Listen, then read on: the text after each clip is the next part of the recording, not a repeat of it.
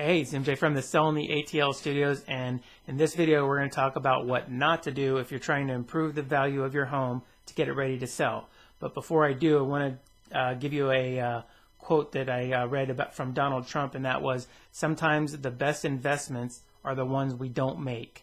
And the reason I tell you that is because that is very much in line with what I'm about to tell you, and that is all home improvements are not created equally.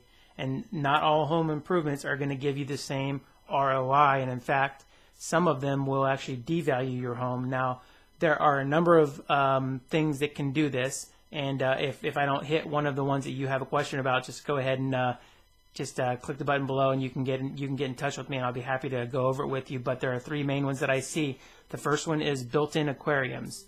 So I like a nice aquarium when I'm at the dentist office or doctor's office, and you see the bright fish in there, really super cool. But for your house, it's not a great investment because you're going to be narrowing the market for the people who will be interested in your house. There might be one person who really wants a house with a built-in aquarium, and hopefully they'll want it exactly where your built-in aquarium is in your home. But it's not a good marketing strategy to be looking for that one person. So if you're thinking of putting a built-in aquarium, I recommend against it. You can go to a pet store and you can get those big cabinets with the big tanks and just put them somewhere in your room, and then that way buyers know that when you're leaving, you're taking your fish and your aquarium with you, and that'll be that. So the second thing has to do with water as well, and that is a pool. Now, I grew up in Florida, and I've owned homes in Florida, and if you're there, you have to have a pool, or else your home won't be able to compete with any of the other houses in the neighborhood. But up here in the ATL, not necessarily the case. In fact, some people, I've had some buyers that will not even look at a home because it has a pool, and there are a number of reasons for that. One of them, safety.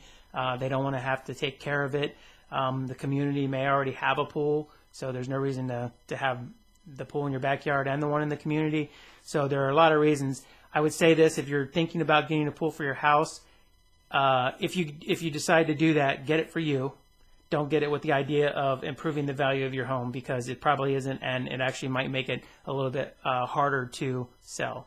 The last one is a cardinal sin of home renovations and home improvements, and that is cannibalizing a room to make it something else. So a lot of people will have maybe a smaller master, and there'll be a bedroom right next to it, so they decide to blow out a wall and make a bigger bathroom, make a bigger master bedroom or closet or whatever.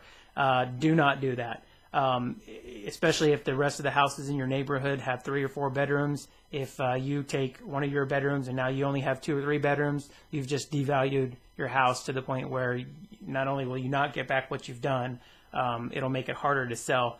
There are a couple places and couple times that you could maybe do that. Maybe if you have 6 or 7 bedrooms in your house for some reason and the rest of the neighborhood only has 4, you might be able to make one bedroom bigger and reduce that. But I still would give me a call and let's talk about it before you do something like that, because that generally devalues your house, and obviously you don't want to do that. So like I said, those are 3 of them. There are more. If you have any questions, if I didn't hit anyone that you have a question about, feel free to give me a shout. I'll be happy to go over it with you. But that's it for this video. This is MJ from Selling the ATL Studios, and I'm out.